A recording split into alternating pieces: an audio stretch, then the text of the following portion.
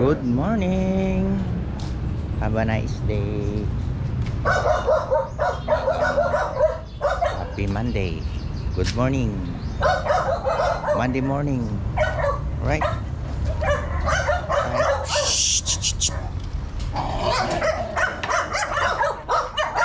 Right.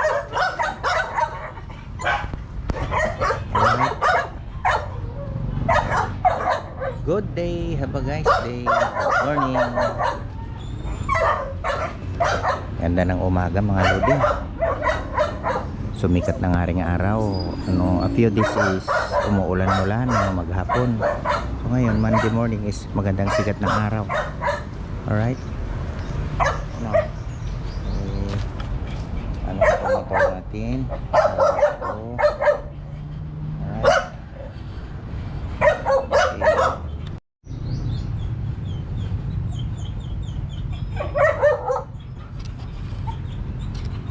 Saan na nga? Saan na yung motor ko? Ayun.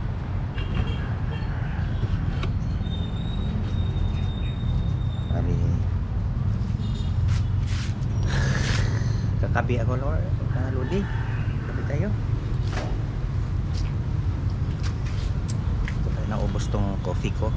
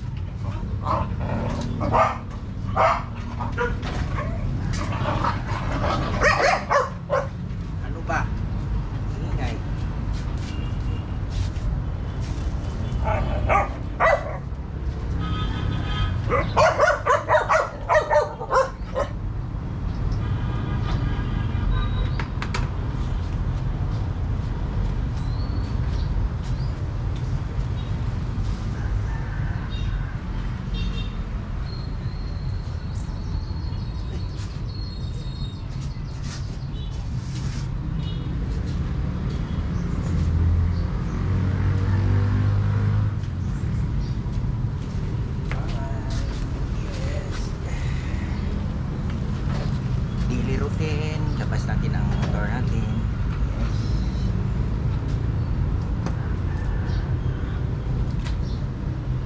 Ow!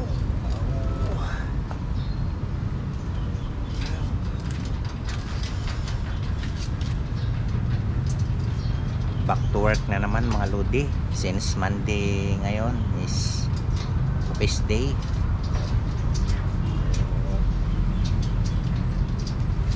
Labas naman tayo kaya trabaho.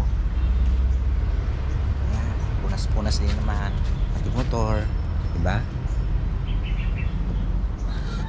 Yes, punas tayo ng ating motor mga lods. Punasan natin itong mga aligabok.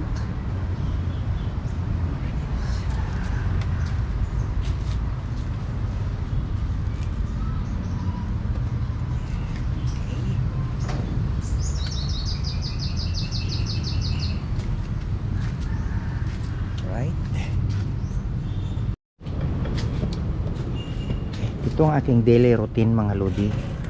Every morning check ko itong motor ko, check ko itong play ng kadina, tire, check up ng tire kung okay ba ang hangin, wala bang pako na naka dito sa tire, nakabaon, wag naman sana. Every morning yan mga lodi, check up ko itong motor, itong mga tire ko, ang tire pressure nya, kung nasa tamang hangin ba siya. And then check upin ko kung mayroon na naka-usli na pa ako o ano bang mga foreign objects na naapakan ng tire. So far wala naman. So huwag naman sana na may maapakan. Same din sa front. Oh, so magandang pressure niya. So although so far wala naman. Right. Okay. Tire pressure. So, matigas na pa naman siya. Right? Ito ang daily routine ko mga lodi. Check up ko itong motor ko. Same time, para nasa wastong kondisyon. Right? Okay. Yes. Brake. Brake. Then handbrake. Tapos ito rin niya. Ang clutch. Right? Okay. May balahibo pa ng aso. May makapit na mga balahibo at mga tumi-tumi. Right? Okay.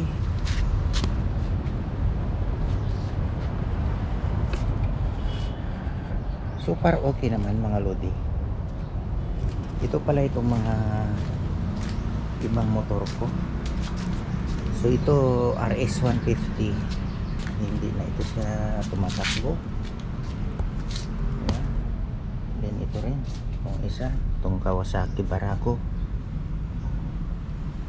Walang battery. Wala nang sira yung carburetor. At din itong isa NS 200. Ito. Ayan. Ayan. Naka-ano na lang siya.